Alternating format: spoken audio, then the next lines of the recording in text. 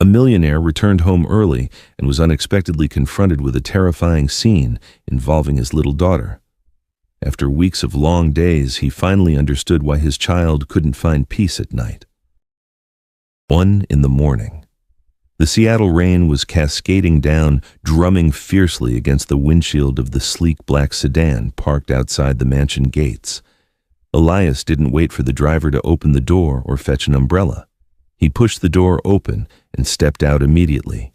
The frigid rainwater soaked through his expensive suit and trickled down his nose, but he paid it no mind. A 3-week business trip to New York City had drained the 40-year-old architect's energy. Now, the only thing driving his steps faster was the desperate need to kiss his little girl, Lillian, on the forehead. The heavy oak front door swung open, completely isolating the roar of the storm outside. The massive foyer was steeped in silence. Elias shook the water from his shoulders, taking a deep breath of the familiar scent of his home. He intended to head straight to the master bedroom, so as not to disturb anyone, but his steps faltered midway down the darkened hallway. A peculiar sound was emanating from Lillian's room at the end of the hall. It wasn't the steady breathing of deep slumber. It was a suppressed whimper caught in a small throat, coupled with the soft thud of a hard object hitting the bed frame. Elias's brow furrowed. A father's instinct told him something was gravely wrong. His fatigue vanished, replaced entirely by mounting dread. Elias crept forward, gently turned the doorknob, and firmly pushed the door inward. The soft glow of the nightlight illuminated a scene that made his heart clench. Penelope, the young nanny with messy hair and dark circles under her eyes, was kneeling beside the bed.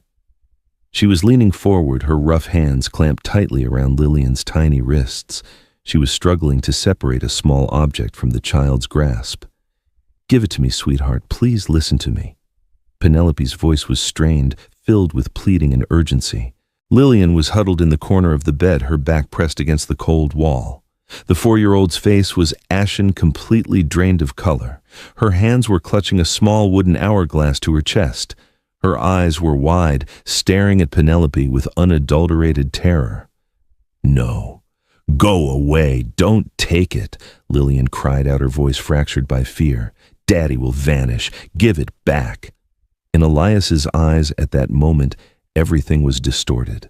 All he saw was the trusted caregiver physically overpowering his baby girl to wrestle a harmless toy away from her. A wave of fury surged in Elias's chest, burning hot and out of control. He lunged forward without a second thought. His large hand swept Penelope's hands away from Lillian. "What in the world are you doing?" Elias roared. Caught completely by surprise, Penelope stumbled onto the plush rug. She sprang up immediately, her eyes wide with shock as she met Elias's gaze. Fear was etched onto her sweaty face. She started to reach toward Lillian to comfort her, but Elias had stepped in front, using his broad back as an absolute barrier between the child and the nanny. "Mr. Elias, you're home. Please let me explain." Penelope stammered, her breath coming in ragged gasps. Elias wasn't interested in listening. He turned, opening his arms to embrace his daughter. "Daddy's here, princess. It's okay, I will protect you." But Lillian's reaction left him stunned into silence. Instead of rushing into her father's arms for comfort, Lillian recoiled. She retreated further into the corner, her eyes wide with panic as she stared at Elias. She clutched the hourglass even tighter, as if it were the only lifeline in a raging sea. She looked at her father, then down at the sand trickling through the glass bulb, her small body trembling uncontrollably. "Daddy, don't come closer," Lillian whispered, tears spilling over. The sand is almost gone." Elias's outstretched hand froze midair. He didn't understand. Why was his daughter afraid of him? Why was she looking at that hourglass instead of him? His confusion quickly morphed back into rage. Elias was convinced that Penelope had done something to traumatize the child to this extent. He spun around, glaring down at the nanny who was scrambling to stand up, his eyes blazing. "What kind of mental distress have you inflicted on her?" Elias growled, each word sharp and definitive in the small room. He raised a finger and pointed straight toward the door, ready to deliver the most cutting words of termination. but before the words could escape his mouth, another figure unexpectedly appeared in the doorway. Elias turned his head, and the fire in his eyes paused for a beat as he recognized the person standing there. Miranda stepped into the room. In stark contrast to Penelope's disheveled, rain-soaked appearance or Elias's weary state, Miranda looked as if she had just stepped off a magazine cover, despite the clock ticking past 1 in the morning. She wore a flawless cream satin nightgown, her long dark hair meticulously brushed and cascading over her shoulders. The sweet scent of vanilla perfume wafted from her, overpowering the damp storm-laden air clinging to the other two. She didn't spare Elias a glance, nor did she bother with the struggling Penelope. Her eyes were fixed solely on the trembling child in the corner of the bed. "Oh my goodness, my little angel!" Miranda exclaimed, her voice thick with anguish. She glided past Elias, rushing straight to the bedside. With a decisive movement, she enveloped Lillian in a tight embrace. She pressed the child's tear-streaked face against her chest, her slender hand with its perfectly manicured red nails firmly holding the back of Lillian's neck, preventing the child from looking up or seeing anyone else. In her stepmother's arms, Lillian's sobbing abruptly ceased, leaving only sporadic tremors running through her. She did not hug Miranda back. Her two hands still gripped the hourglass tightly against her chest, as if it were the final boundary protecting her from the world. Miranda looked up at Elias, her eyes glistening with tears. Under the pale yellow light, her face conveyed the profound suffering of a mother seeing her child threatened. But as her gaze swept past Elias's shoulder to meet Penelope's, it shifted so quickly, Elias barely registered it from sorrow to a cold, severe look of accusation and contempt. "I warned you, Elias," Miranda said, her voice shaking, but every word crystal clear. "She brings nasty energy into our home. Look at her, she's so distraught she can barely breathe." Penelope stood up, her hands clasped tightly over her apron, her face white. She knew she was in a vulnerable position, but her concern for Lillian made it impossible for her to remain silent. She took a small step forward, attempting to close the distance. "Mr. Elias, ma'am, please listen to me," Penelope pleaded urgently, her eyes still focused on the hourglass in the child's hand. "That clock is not healthy for her. She's fixated on it. Miranda, you know she can't sleep if she's holding it." "Silence!" Miranda shrieked, tightening her embrace around Lillian, as if Penelope's words were a toxic pathogen. She turned back to Elias, tears finally streaming down her cheeks. "Did you hear that she dares to blame a simple toy? She hurt her Elias. When I came in, I saw her clutching Lillian's arm. Look, her wrist is red right here." Elias looked down. Indeed, Lillian's wrist showed a faint red mark. It was the residue from Penelope's attempt to gently detach the clock, but in the eyes of a father clouded by exhaustion and prejudice, it was a clear offense. His last thread of patience snapped. He said nothing. Elias strode forward, his large hand gripping Penelope's thin forearm like a vice. He gave her no chance for further defense. He dragged her forcefully out of the bedroom, his superior strength causing Penelope to stagger and almost fall flat on her face. "Sir, don't do this. She needs sleep. She needs to rest." Penelope desperately tried to yell back over her shoulder. Elias pulled her down the long, dark hallway. Penelope's bare feet scraped on the cold wooden floor. In the living room, he spotted her old canvas satchel on the sofa, the only possession she brought when she started working there. He grabbed it one-handed and threw it roughly at her. "Take your things and leave this instant." Penelope clutched the bag to her chest, looking up at Elias. "My jacket, my shoes. It's a storm outside." "I don't care." Elias dismissed her, his finger pointing toward the main staircase. "You should consider yourself fortunate I'm not calling the authorities to have you charged with assault. Go now, before I change my mind." Penelope stood rooted to the spot for a moment. The chill from the floor seeped into the soles of her feet and ran up her spine. She looked at the man before her, the one she had respected for his brilliance, now merely a pitiable, blinded man. She turned to look back toward the staircase where a faint yellow light spilled from Lillian's room onto the banister. Realizing any effort now was pointless, Penelope lowered her head.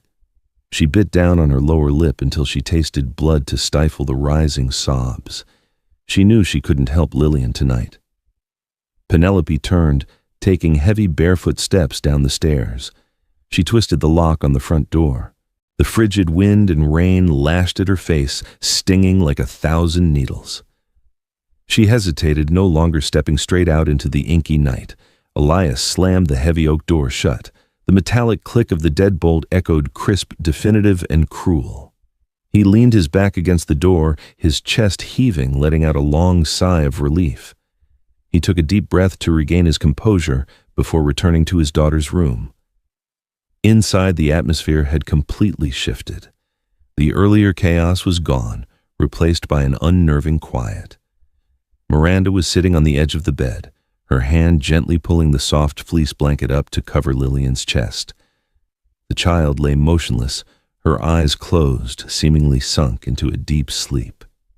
Her breathing was so faint, Elias had to narrow his eyes to see her tiny chest rise and fall weakly. But one thing made Elias pause. Lillian's right hand was not tucked beneath the blanket. It was extended outside, pale and frail, her fingers still tightly gripping the base of the wooden hourglass, resting right beside her pillow. Miranda looked up, saw Elias in the doorway, and put a finger to her lips for silence. She leaned down, placed a light kiss on Lillian's cold, sweaty forehead, then stood up gracefully, moving toward Elias. She took his arm, gently pulling him out of the room. "Let her sleep, darling. She's completely exhausted." Miranda whispered, her voice as smooth as honey, a complete contrast to the sharp tone she had used with Penelope earlier. They retired to the master bedroom. Miranda guided Elias to sit on the edge of the bed, sitting beside him and gently massaging his tense shoulders. "You've had such a difficult trip, Carreño," she said, her voice soothing. "Thank goodness you made it back in time. I've suspected that Penelope girl for a long time. She always muttered strange things, and look at how she terrorized our child. But it's over now, she's gone, and everything will be fine. You need to rest." Elias nodded, allowing the overwhelming fatigue to pull him down onto the soft mattress. He wanted to believe his wife.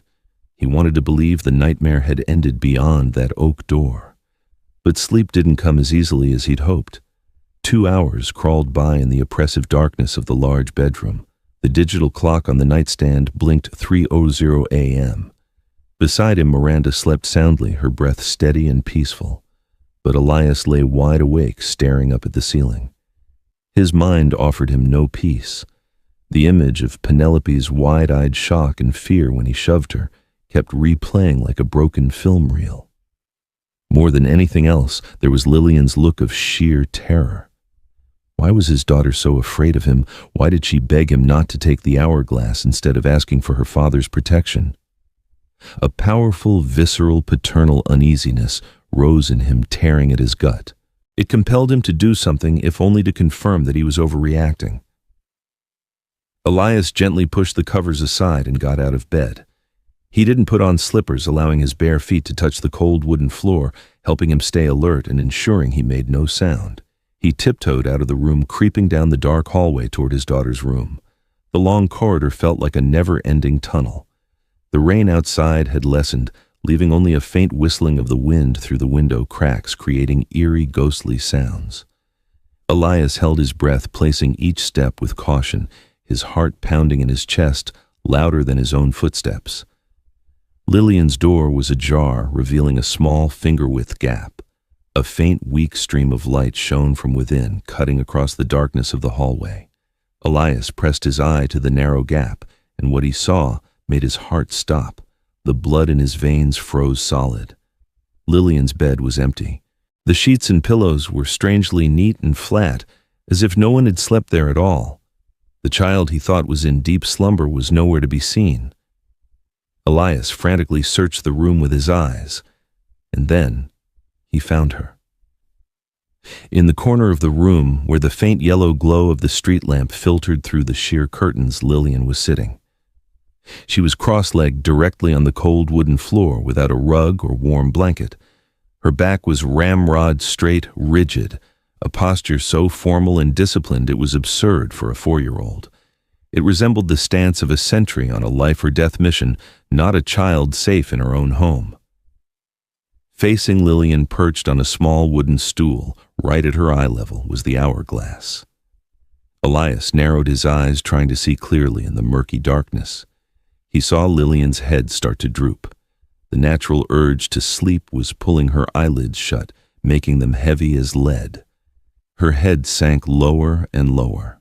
But just as her chin was about to touch her chest, Lillian jolted upright as if struck by an electric current. Her small, frail hand shot out, not to rub her eyes, but to forcefully pinch her own tender thigh. A hard, deliberate pinch. Her tiny body convulsed with pain. Tears welled up from the pain and the sheer exhaustion, but she dared not lift a hand to wipe them away, fearing that the action would break her concentration for even a second. Elias bit his lip hard to stifle a gasp of horror. He stared at the fine white sand steadily streaming down inside the clock. The indifferent flow of time continued, dragging the child's strength along with it. And then the last grains of sand in the upper glass bulb fell. Instantly, faster than a reflex, Lillian's skinny arms shot out. She flipped the hourglass over with a practiced, hurried movement. The action repeated smoothly, like a machine programmed through thousands of prior executions. Elias stood paralyzed outside the door, his hands gripping the wooden frame until his knuckles were white and aching. He wanted to rush and embrace his child and smash that damned clock into dust, but his feet were nailed to the floor. He didn't understand what was happening. Why was she doing this? Why wasn't she sleeping?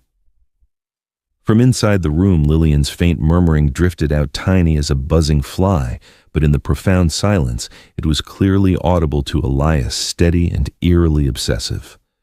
1, 2, 3. Daddy is still here.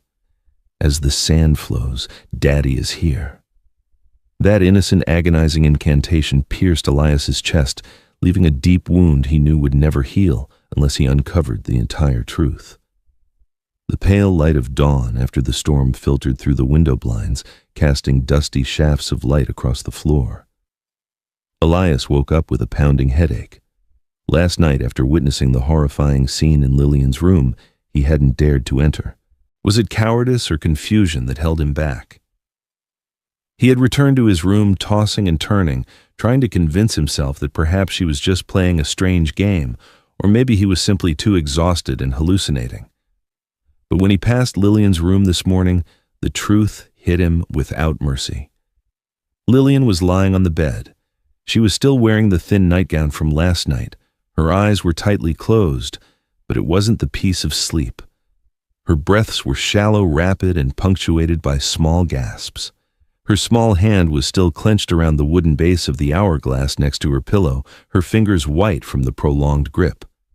She looked like a soldier who had collapsed right in the trenches after a long night of fighting, too exhausted to release her weapon.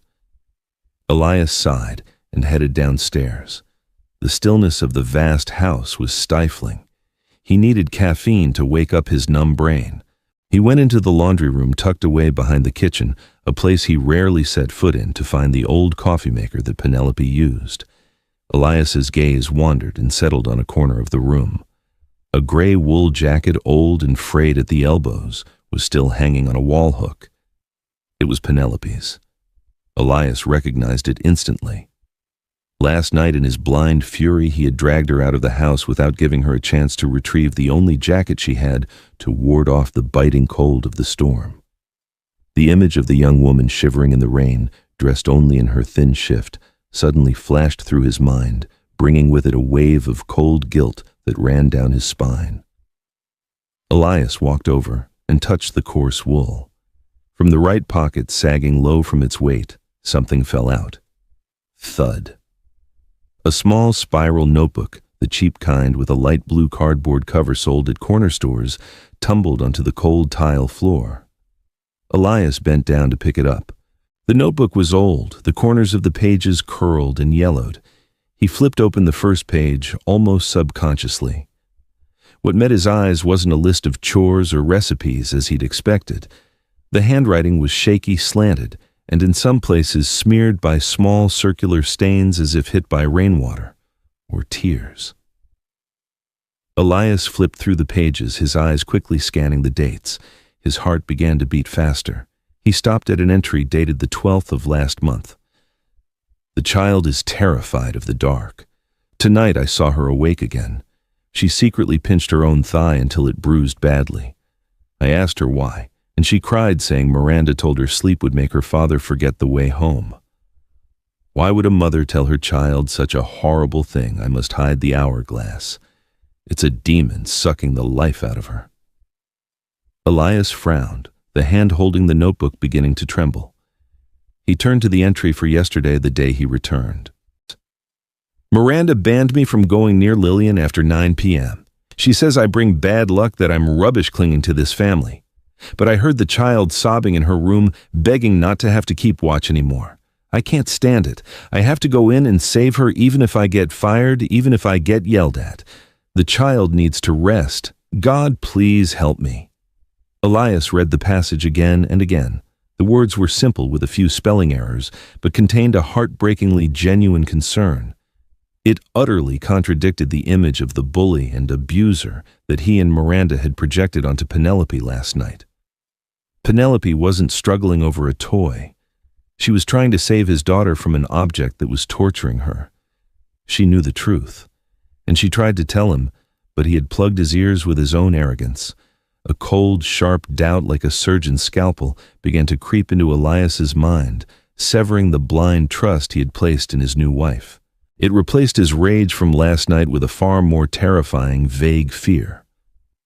Had he just expelled the only person protecting his daughter and the woman lying in his bed? Who was she truly? Clack, clack, clack.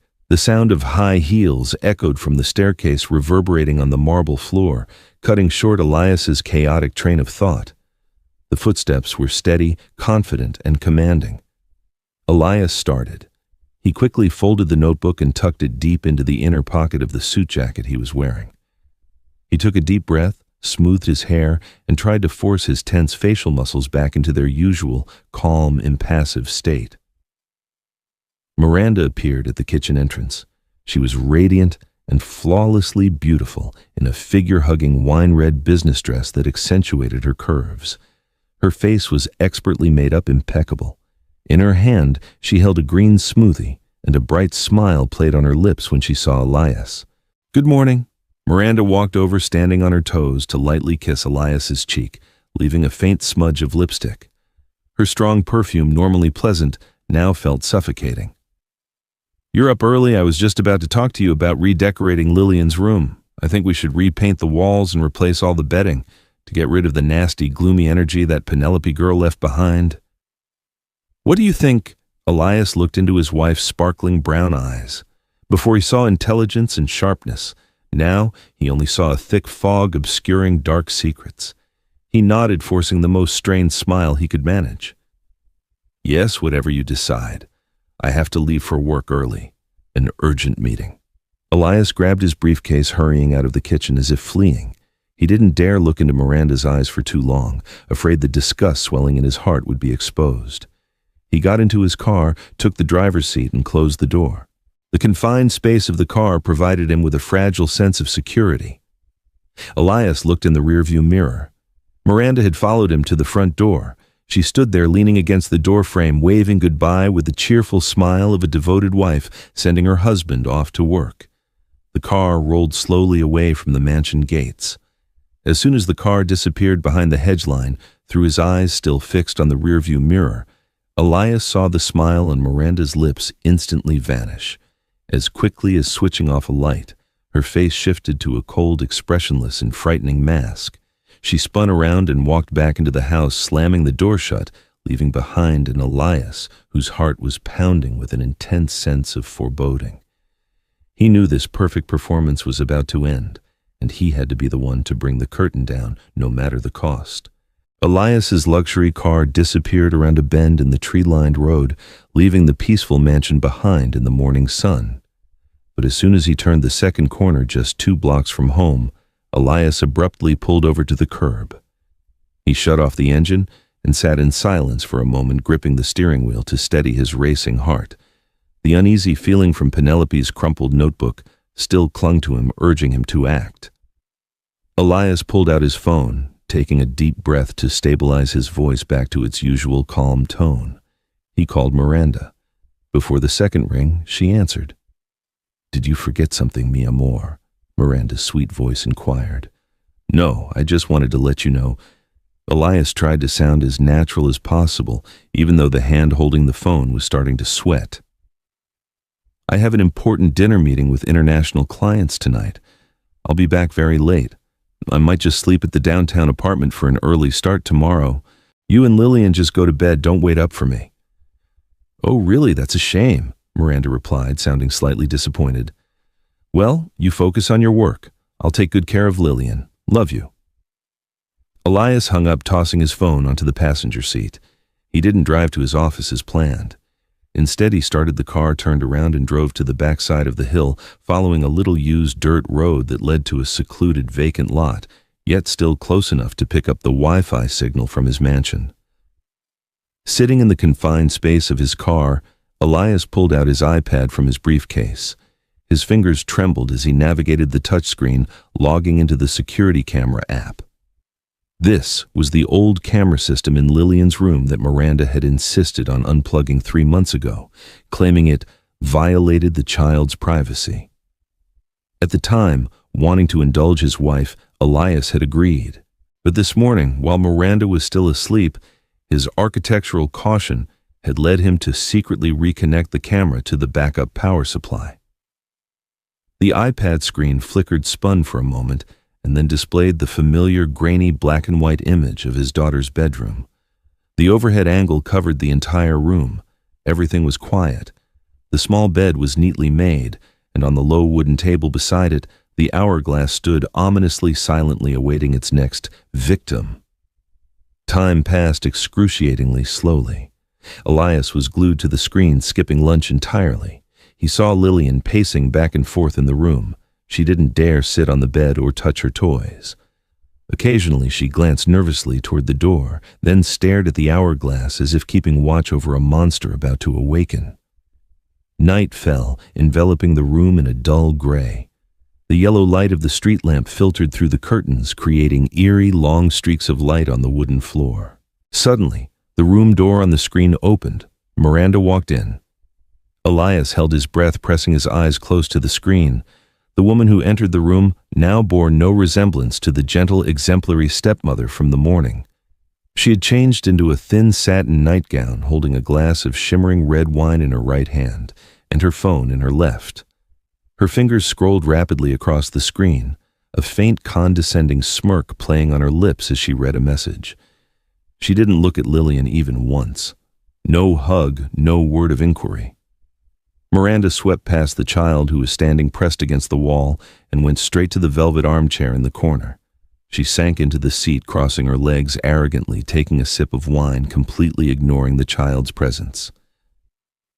Lillian stood huddled in the corner, her small hands twisted together in front of her chest. She looked at Miranda with a mixture of fear and obedience, like a prisoner awaiting a verdict from a warden. The contrast between the powerful, relaxed woman and the small, tense child on the screen constricted Elias's chest. He wanted to scream to shatter the senseless screen. Miranda placed her wine glass on the small side table. She said nothing, only lightly patted the cushion of the sofa. A silent signal, but not a signal for Lillian to join her. Her slender index finger pointed directly at the hourglass on the table, then down at the cold, bare wooden floor right beside it. Lillian understood instantly. Without a word of prompting, she quietly walked over and knelt on the floor. Her small knees touched the hard wood. Her back was perfectly straight, her eyes fixed on the glass bulb containing the white sand. This gesture of absolute and practiced obedience showed that this wasn't the first time. It was a routine honed through many long, solitary nights. In the car, Elias turned the iPad volume to maximum. The static of the microphone filled the small space, mixing with the sound of the wind outside. He needed to hear every word, every sound happening in that room to confirm the terrifying suspicion gnawing at his soul. Miranda leaned forward. Her beautiful but cold face came close to Lillian's, partially obscuring the camera angle. Her lips moved finally, uttering the first words while Elias gripped the steering wheel in intense tension. "Look closely. See those grains of sand," Miranda whispered, her wine-scented breath washing over the child's face. "They are flowing so slowly, so fragile and deliberate, just like your father's memory." In the car, Elias shivered with a bone-deep chill. It felt like an invisible hand was squeezing his heart. On the screen, he watched his daughter start to tremble. Large, round tears rolled down Lillian's cheeks, but she bit her lip, not daring to make a sound. Her eyes were wide, fixed on the glass bulb, as if she were trying to hypnotize the sand not to fall. Miranda continued her subtle psychological torture, her words like needles piercing the child's tender mind. "If you dare to close your eyes even for a second, the flow will stop. And the moment the last grain falls and you don't flip it over in time, your father will forget his way back home. He'll forget your name is Lillian, forget this ugly crying face of yours. He'll go find another daughter, one who is better behaved, more obedient, and not as lazy as you are. I won't sleep, I promise. I will keep watch." Lillian's tiny voice came out faint and full of pleading, sounding like a small wounded animal begging for its life. She reached out her hands, clutching the base of the hourglass, as if holding onto her own life and the life of the father she loved most. Miranda let out a dry, harsh laugh, a grating, contemptuous sound echoing in the empty room. "That idiotic Penelope wanted you to sleep. She wanted to hurt you. You know she was jealous of you. She wanted you to sleep so the sand would stop, so your father would disappear forever, and then she'd sneak back in and steal everything in this house. Only listen closely, only I truly care about you, only I will help you keep your father here. Understand?" Elias felt his blood boil his chest, aching as if he'd been violently struck. The truth was laid bare, crueler and more devastating than any nightmare he could have imagined. Miranda, the woman he married to be a mother to his child, was exploiting the biggest fear of a motherless child, the fear of abandonment and being forgotten to manipulate and destroy his daughter's spirit. She had turned Lillian's love for him into a burden, a chain to bind and torment her every night. On the screen, Lillian nodded frantically, her face drenched in tears. "I understand. Mommy, don't be angry. I'll keep watch. I won't let Daddy forget me. I'll make Penelope go away. I'll be good." Miranda seemed satisfied and stood up. She picked up the glass of wine and drained it in one gulp. She leaned down not to kiss her goodnight or wipe her tears, but to check if Lillian's eyes were wide enough. "Good. Don't disappoint me. I'll know immediately if you get lazy. I have eyes everywhere in this house, remember that?" With that, Miranda turned and walked out of the room. She reached out and flipped off the main light switch, leaving only the dim, weak glow of the nightlight casting shadows on the small, lonely figure of Lillian kneeling beside the hourglass. The door closed, trapping the child in darkness and absolute terror. The moment the room door closed on the screen, Elias could not contain himself for another second. He let out a primal scream of pain and fury in the cramped space of the car. Hot tears streamed down his cheeks, tears of belated regret and explosive rage. He threw the iPad onto the passenger seat, uncaring if the screen cracked. His hands trembled as he jammed the key into the ignition and stomped on the accelerator. The car engine roared a heartbreaking sound. The car shot forward into the night, the tires screeching on the pavement. Elias drove like a madman, hurtling toward the mansion at breakneck speed. Only one thought occupied his mind now. He must save his daughter, and he must punish the one who inflicted this pain. His headlights swept across the mansion gates. Elias didn't slow down. He slammed on the brakes right in front of the house, the screeching sound shattering the night silence. He left the engine idling and the headlights glaring, threw open the car door and sprinted out. He ran toward the front door, no longer the suave, composed architect, but a wounded animal protecting its young, ready to destroy anything in his path. Elias burst into the main foyer, his breath ragged, exhaling clouds of white vapor in the chilly night air. He had none of the composure of his successful self. His trembling hand fumbled the key into the lock, turning it with a forceful, definitive twist. The heavy oak door flew open, hitting the wall behind it with a deafening crash that shook the silent foyer. The sound was like a starting pistol for a no-holds-barred confrontation. The fake tranquility inside the house was instantly ripped apart. Elias didn't bother taking off his expensive leather shoes, which were now covered in mud from the lawn. He took long, heavy strides up the polished wooden staircase. The sound of his heels striking each step rang out sharp and steady like the countdown to an impending explosion. Every step was a restraint on the fury about to erupt. He didn't look left or right. His eyes locked solely on Lillian's bedroom door at the end of the second-floor hallway, the place that held his little daughter captive in a living nightmare. He walked straight to the door, no longer creeping or hesitating for fear of waking the child as he had before. His large hand gripped the cold doorknob, twisted it hard, and shoved the door wide open. Inside the room, Miranda was standing with her back to the door next to the vanity table. Her right hand held a glass of red wine, which she was leisurely raising to her lips, about to take a sip of victory. The sudden forceful opening of the door made Miranda jump. Her body recoiled instinctively. Her relaxed, slender fingers lost control, slipping off the delicate crystal stem. Shatter.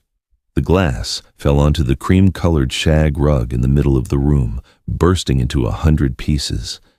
Dark red wine splattered everywhere, rapidly soaking into the white fibers. The spreading stain looked like a gaping wound bleeding onto the pristine fabric, completely ruining the false perfection Miranda always strove to maintain in this room.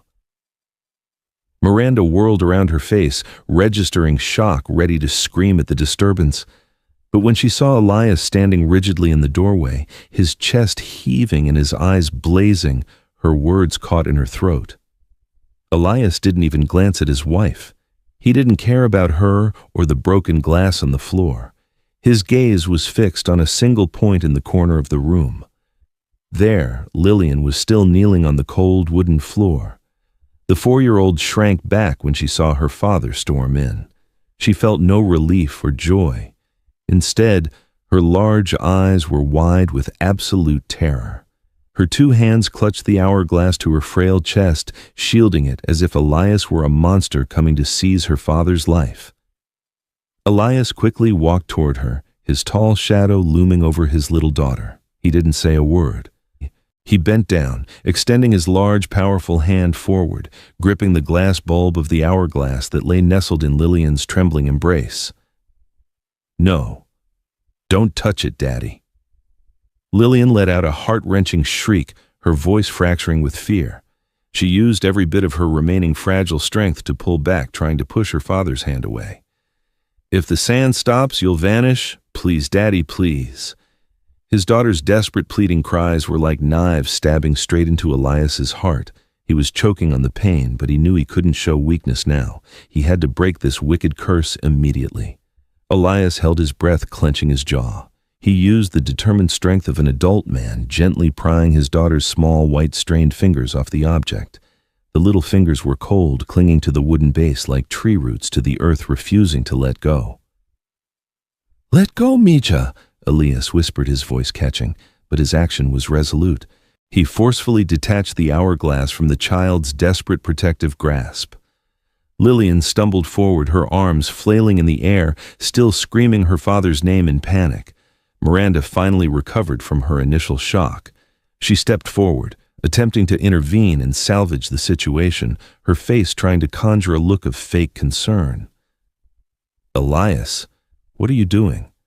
You're scaring her. I was just teaching her discipline." Miranda didn't get to finish her sentence before Elias spun around. He glared at her. His fiery gaze was filled with ultimate hatred, so sharp and cold it froze Miranda in her tracks. Her deceitful words got caught in her throat, unable to be uttered in the face of the brutal truth that was laid bare. Elias didn't speak to her. He turned back to his daughter. He held the hourglass high above his head. His arm was tense, the blue veins prominent beneath his white shirt sleeve.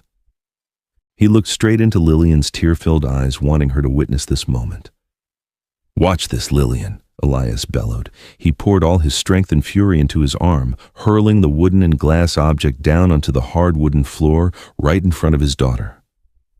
The sound of shattering glass died down, leaving an absolute silence enveloping the room.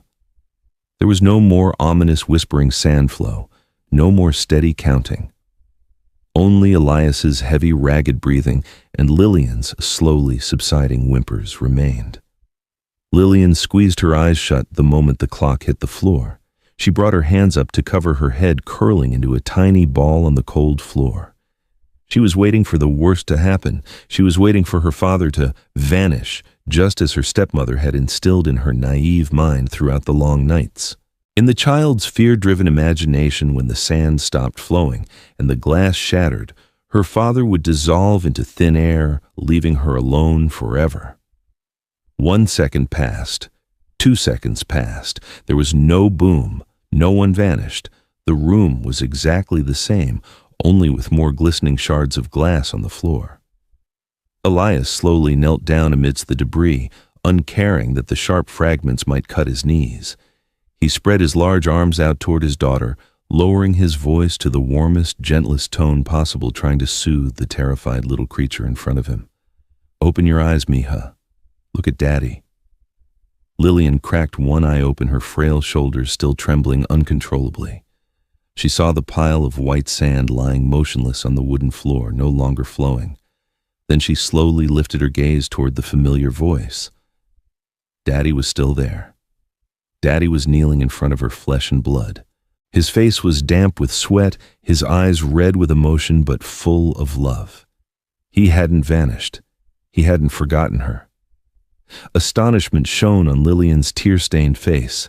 She removed her hands from her head, tentatively extending a tiny finger forward.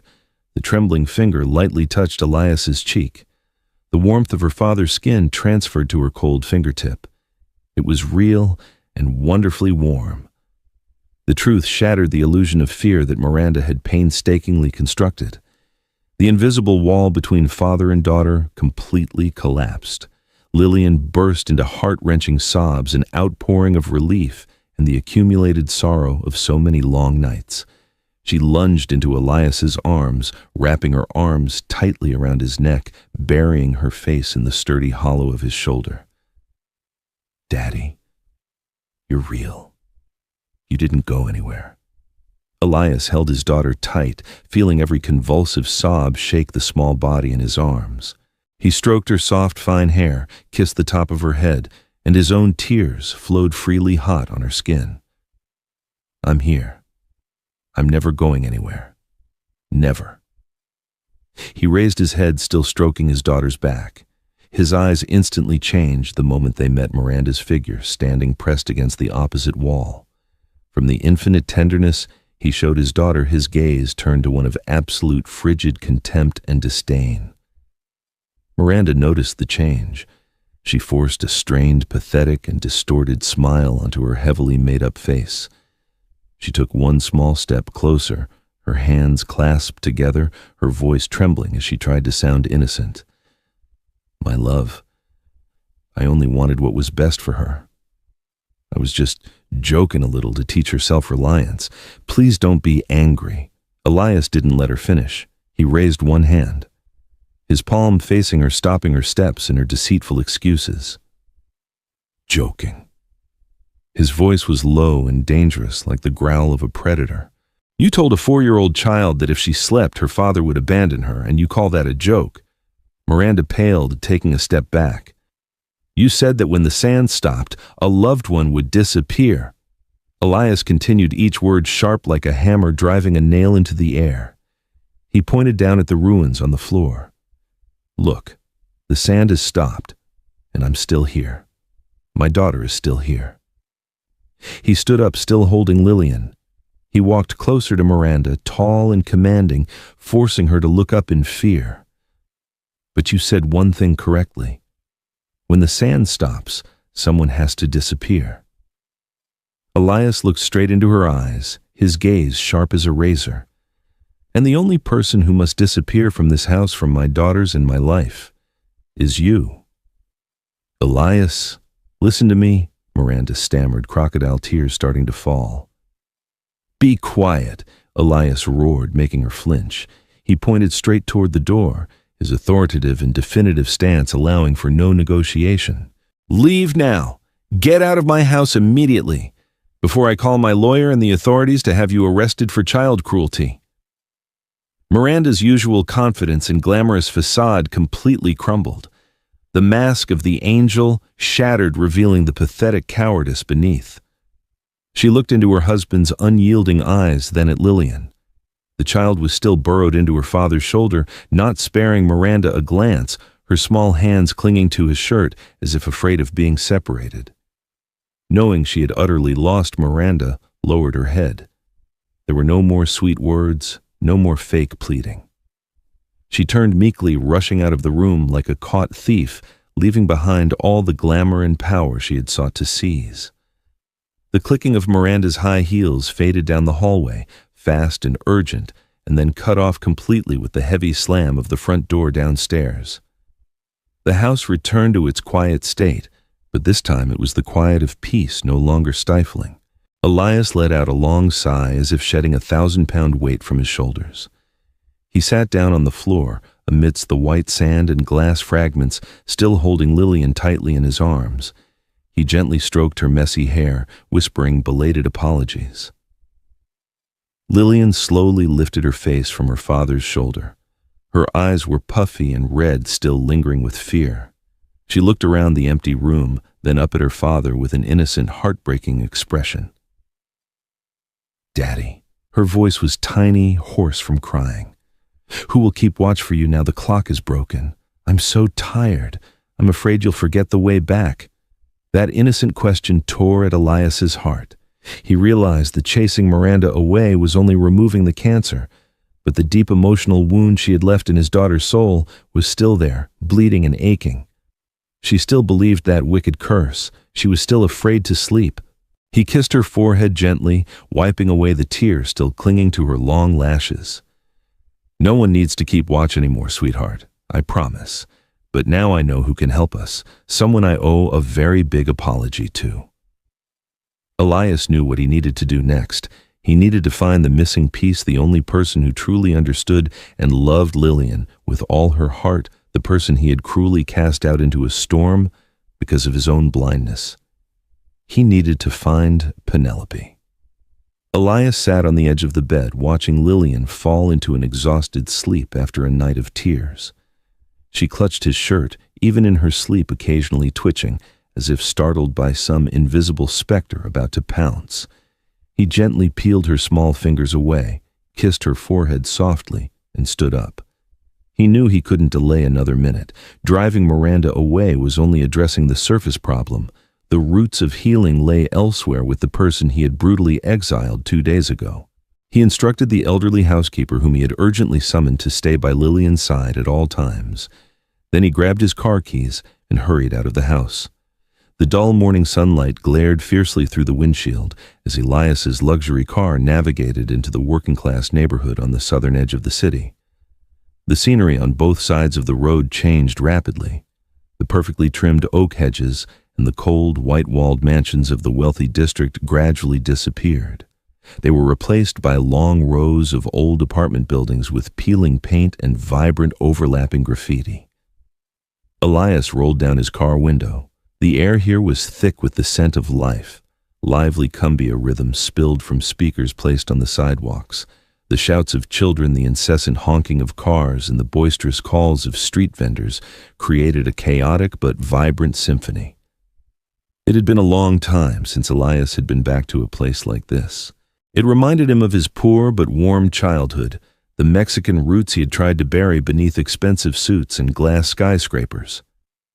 He slowed down his eyes, darting around for the address listed in the old personnel file he had dug up that morning. Elias parked in front of a busy roadside taco stand at the intersection. His gleaming black car looked completely out of place, like a spaceship landing in the middle of a vibrant marketplace. The pungent aroma of grilled corn, slow-cooked carnitas pork, and sautéed onions hit his nose, awakening his empty stomach. Elias stepped out of the car. He adjusted his jacket lapel, feeling dozens of eyes fixed on him. Men in tank tops eating breakfast looked up at him with a mixture of curiosity and caution. Women shopping clutched their handbags tighter. The appearance of a man in an expensive suit in this neighborhood usually didn't bode well, if not an undercover officer, then a debt collector or a court process server. He ignored the stares, scanning through the dense cooking smoke. And then he spotted the familiar figure. Penelope was standing behind the counter, surrounded by steaming pots of broth. She wasn't wearing the baggy, ill-fitting clothes she wore at his house. She wore a simple white t-shirt and a faded red apron stained with grease.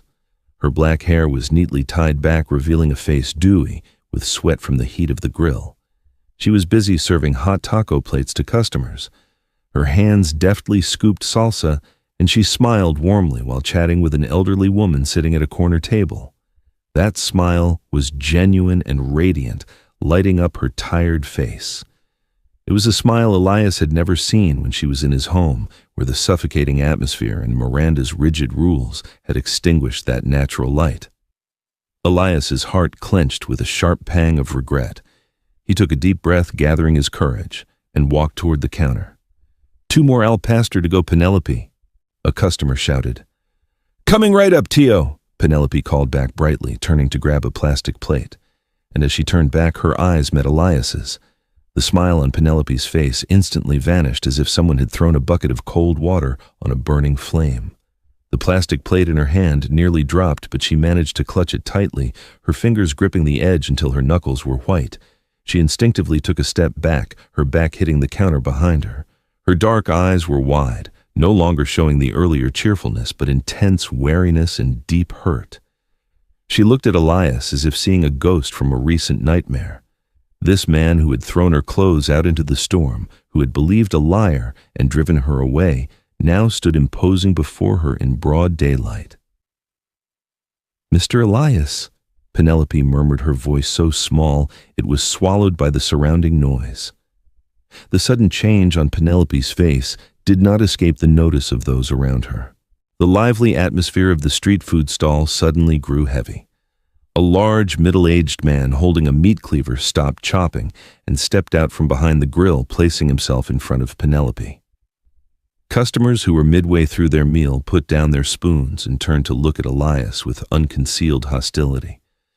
They recognized the fear in their community's young woman. Here, they might not have much money, but they had solidarity. Any stranger who caused their family to fear was an adversary. Elias felt the hostility closing in around him. He knew that one wrong gesture, one arrogant word, and he would be unceremoniously thrown out. But he wasn't here to give orders. He wasn't here as a powerful employer. He slowly raised his hand, removed his expensive sunglasses, revealing eyes that were dark and bloodshot from lack of sleep.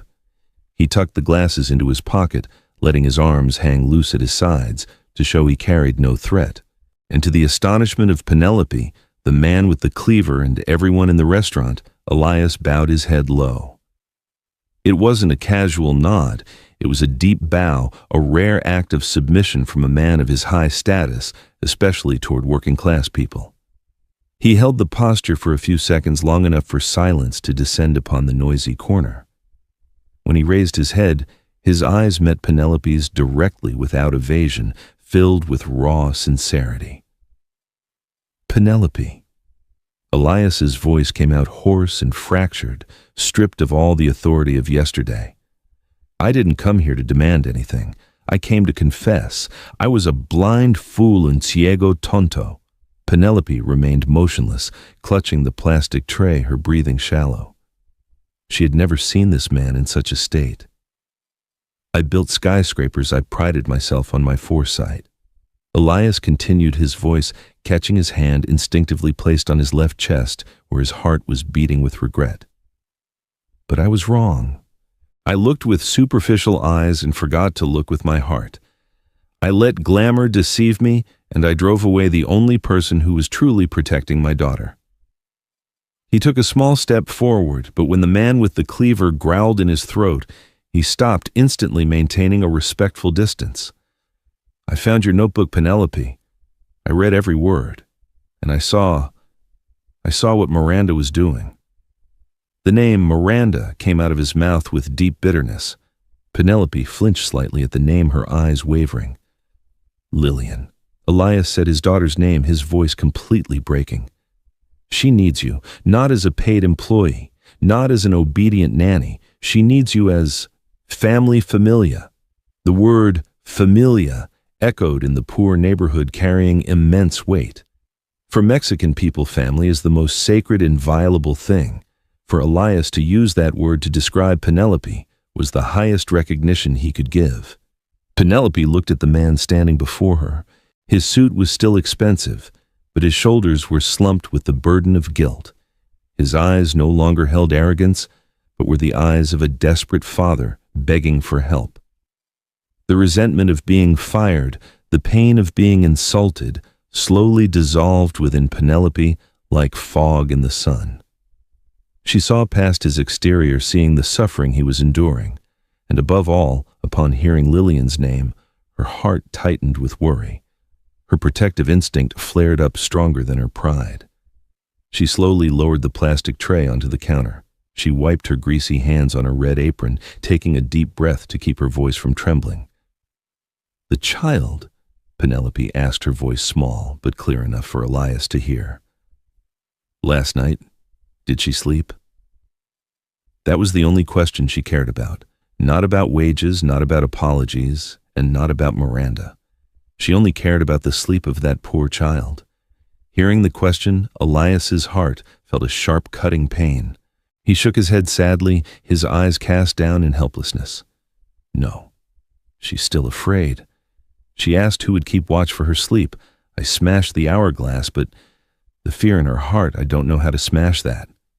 He looked up at Penelope, his eyes pleading. "I can't do this alone. Please, help me heal her." The space fell into silence. The man with the cleaver looked at Penelope, awaiting her decision. The neighbors held their breath. Penelope said nothing more to Elias. She turned to the owner of the stand, speaking a few quick words in Spanish. "Patron, I have to go. There's a child waiting for me." The owner looked at her, then at Elias, nodding curtly, but with a look of profound understanding. He waved his hand, signaling her to go. Penelope untied the grease-stained red apron, folded it neatly, and placed it on the chair. She smoothed her hair, adjusted her simple white t-shirt. She didn't need to go home for clothes, nor did she need to pack luggage. She knew she had to be there immediately. She stepped out from behind the counter and walked toward Elias. Elias saw her approach, and a feeling of immense relief flooded his chest, making him nearly buckle. He quickly turned, hurrying toward the car. He opened the passenger door, stood aside, and held it open. This was not the action of an employer opening the door for an employee. It was the action of a gentleman opening the door for an important woman, an act of absolute respect for his family's savior. Penelope paused slightly at the gesture, then looked up at him, offering a small smile. A compassionate smile that served as forgiveness. She got into the car.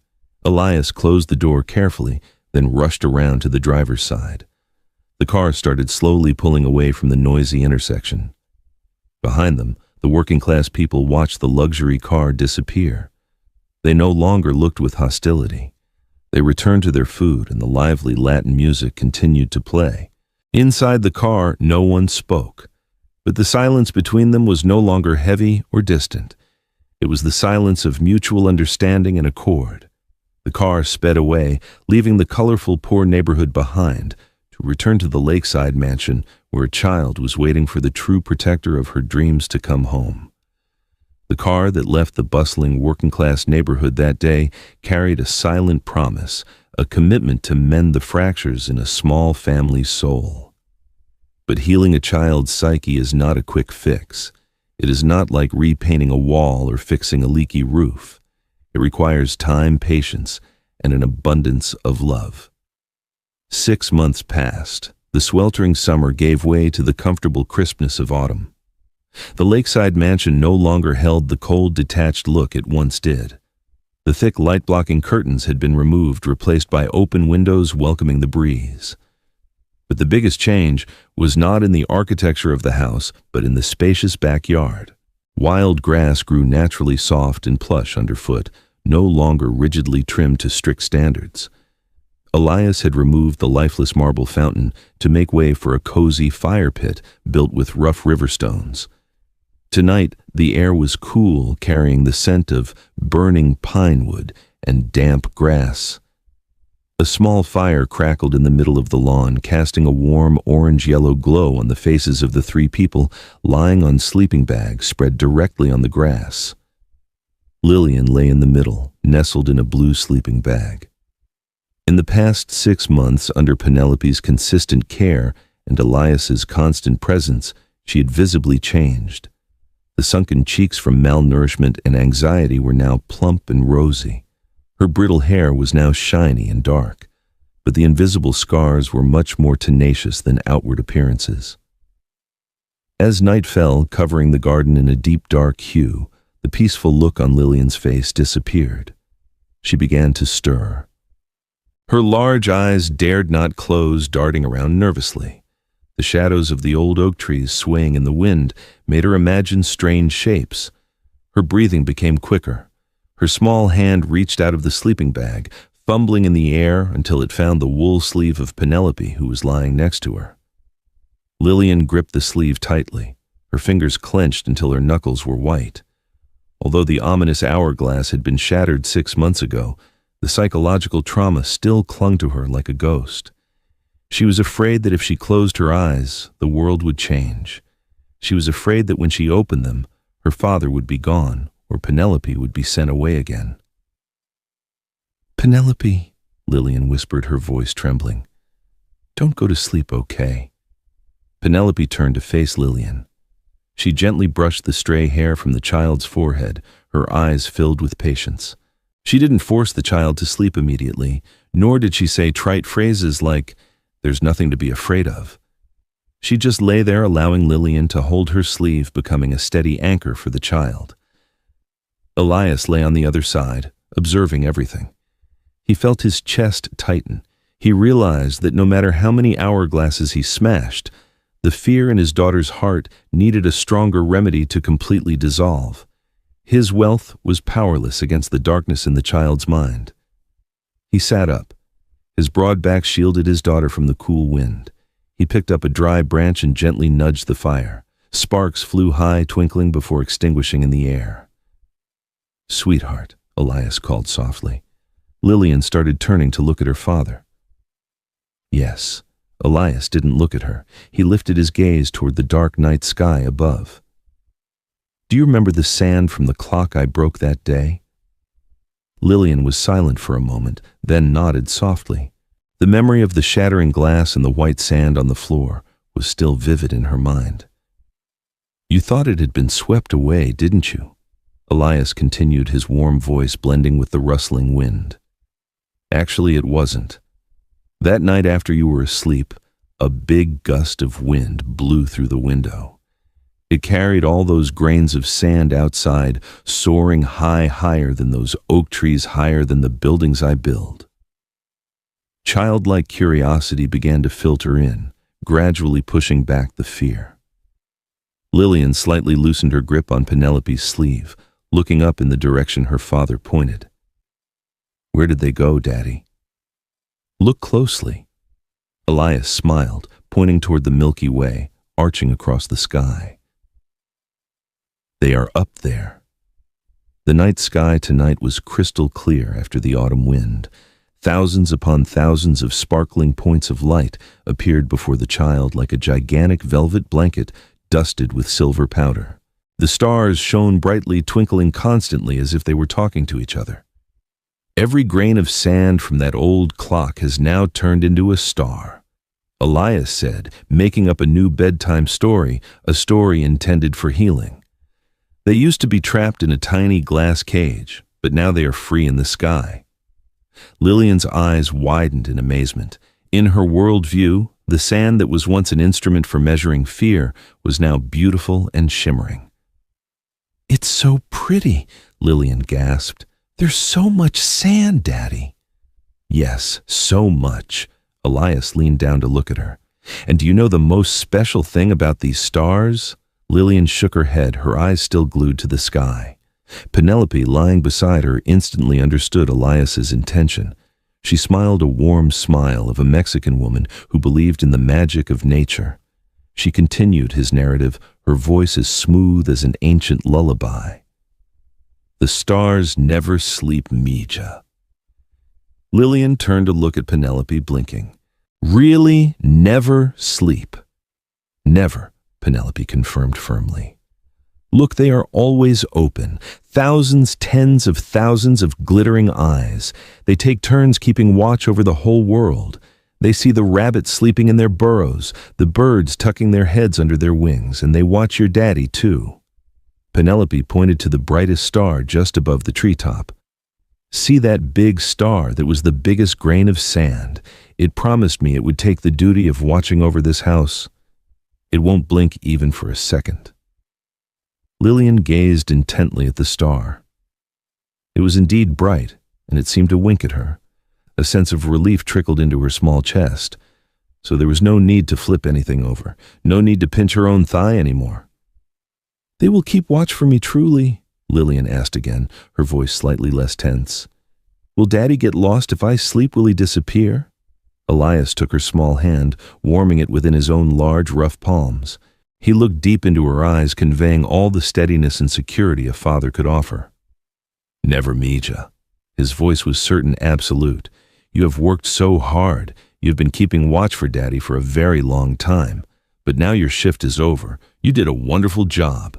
Now it's time for you to hand that duty over to the stars. They are more numerous than you, they are brighter than you, and they are much stronger than you. He lightly kissed the back of her hand. Let the stars do their work, sweetheart.